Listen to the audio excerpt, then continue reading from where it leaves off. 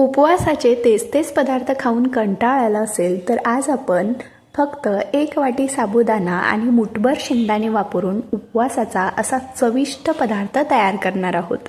तर नमस्कार, मी प्रतीक्षा पुन्हा एकदा आपल्या सर्वांचं आपल्या लंबोदर किचनमध्ये मनापासून स्वागत करते। तर आज मी तुमच्यासाठी घेऊन आले मऊ लुसलुशीत तोंडाला चव देणारा उपवासाचा पराठा आणि सोबत चटपटीत उपवासाची चटणी सुद्धा पाहणार आहोत। त्यासाठी हा व्हिडिओ संपूर्ण पहा। तर तुम्ही बघू शकताय हा जो पराठा आहे अगदी मऊ लुसलुशीत झालाय। तर हा जो पराठा आहे तो बनवायला अगदी सोपा आहे आणि झटपट बनतो आणि मस्त चविष्ट लागतो। तर चला तर मग आता सुरुवात करूया। तर त्यासाठी एका कढईमध्ये आपल्याला 1 वाटी साबुदाणा घालायचा आहे। तर साबुदाणा आपण धुवून वापरणार नाही, त्यासाठी स्वच्छ सुती कपड्याने पुसून घ्यायचा म्हणजे अगदी स्वच्छ होतो। त्याचबरोबर सारख्याच वाटीने पाव वाटी किंवा मुठभर शेंगदाणे यामध्ये घालायचे आहेत। तर आज आपण साबुदाणा आणि शेंगदाणे वापरून हा पदार्थ तयार करणार आहोत। तर आता आपल्याला ही जी कढई आहे ती गॅसवरती ठेवून अगदी लो मीडियम गॅसवरती आपल्याला साबुदाणा आणि शेंगदाणे भाजून घ्यायचे आहेत। गॅस अजिबात मोठा नाही करायचा। तर आता एक 3 ते 4 मिनिटं लागतात हे साबुदाणा आणि शेंगदाणे भाजण्यासाठी। तर इथे बघा एक 3 ते 4 मिनिटं झालेली आहेत। शेंगदाण्याची साल बघा अगदी पटकन निघते, याचाच अर्थ शेंगदाणे चांगले भाजले गेले। तर साबुदाणा देखील एखादा खाऊन बघायचा, छान कुरकुरीत लागला ना म्हणजे साबुदाणा भाजलाय असं समजायचं। तर आता हे जे साबुदाणा आणि शेंगदाणे आहेत ते आपण एका ताटामध्ये बाजूला काढून घेऊया। तर इथे मी साबुदाणा आणि शेंगदाणे बाजूला काढून घेतले ताटामध्ये। तर हे आपल्याला संपूर्णपणे गार करून घ्यायचं आहे आणि त्यानंतरच बारीक करून घ्यायचं आहे। तर हे गार होतंय तोपर्यंत आपण यासाठी एक चटपटी चटणी तयार करणार आहोत। त्यासाठी एका मिक्सरच्या भांड्यामध्ये आपल्याला पाव वाटी भाजलेले शेंगदाणे घालायचे, त्याचबरोबर 2 हिरव्या मिरच्याचे तुकडे आणि अर्धा इंच आलं, त्याचबरोबर अगदी पाव चमचा इथे मी जिरे घालते। तर जिरे तुम्ही उपवासामध्ये खात नसाल तर नाही घातलं तरी देखील चालेल। थोडीशी कोथिंबीर देखील पूर्णपणे ऑप्शनल आहे।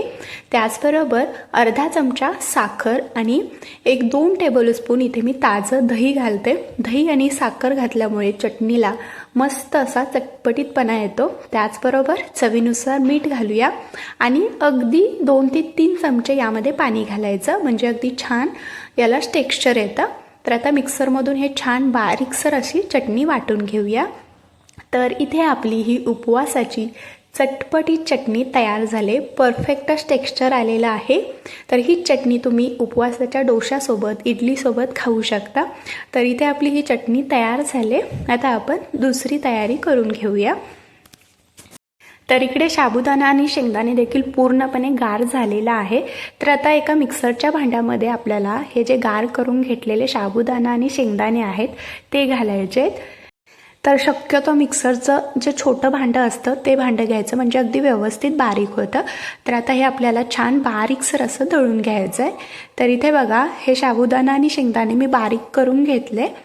तर अगदी छान असं हे बारीकसर झालेलं आहे। शक्य होईल तितकं आपल्याला हे बारीकच करून घ्यायचं आहे।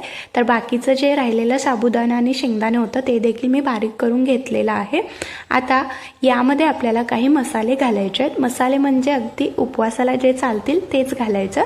तर इथे मी अर्धा चमचा जिरे घालते, त्याचबरोबर 2 हिरव्या मिरच्या अगदी बारीक अशा चिरून घेतल्यात ते देखील घालूया। मिरची तुम्ही मिक्सरमध्ये बारीक करून सुद्धा घालू शकता। त्याचबरोबर यामध्ये आपल्याला चवीनुसार मीठ घालायचं आहे आणि थोडीशी बारीक चिरलेली कोथिंबीर। तर जिरे कोथिंबीर तुम्ही खात नसाल तर नाही घातलं तरी देखील चालेल। तर आता याला छान बाइंडिंग येण्यासाठी इथे मी 2 उकडलेले बटाटे घेतले, त्याची साल काढून घ्यायची आणि किसणीने अशा पद्धतीने किसून यामध्ये घालायचं।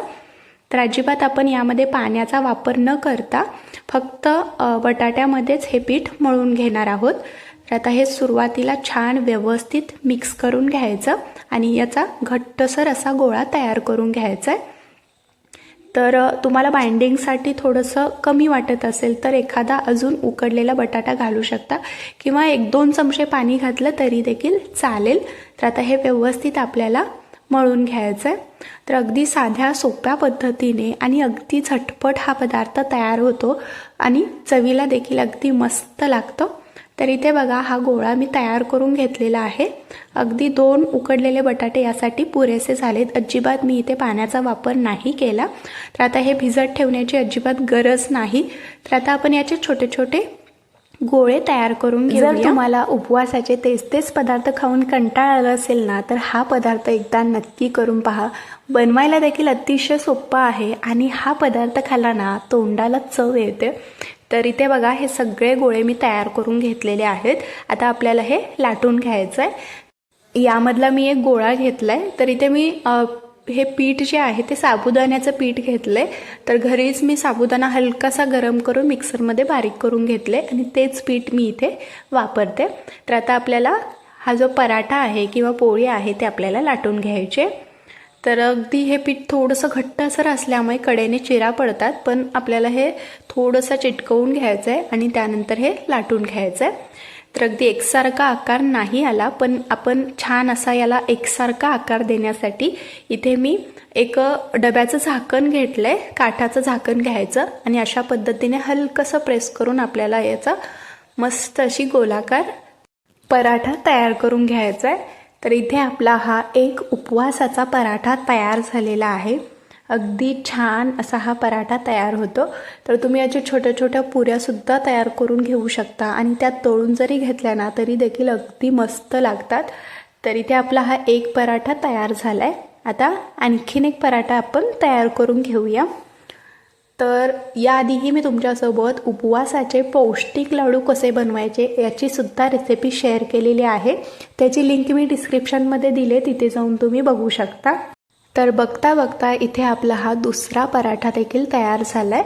तर इथे मी सुरुवातीला 2च पराठे तयार करून घेते आणि हे आपण गरमागरम भाजून घेऊया. तर त्यासाठी इकडे मी एक पॅन देखील गरम करण्यासाठी ठेवलं आहे. थोडंसं मी याला तूप लावून घेतलं आहे.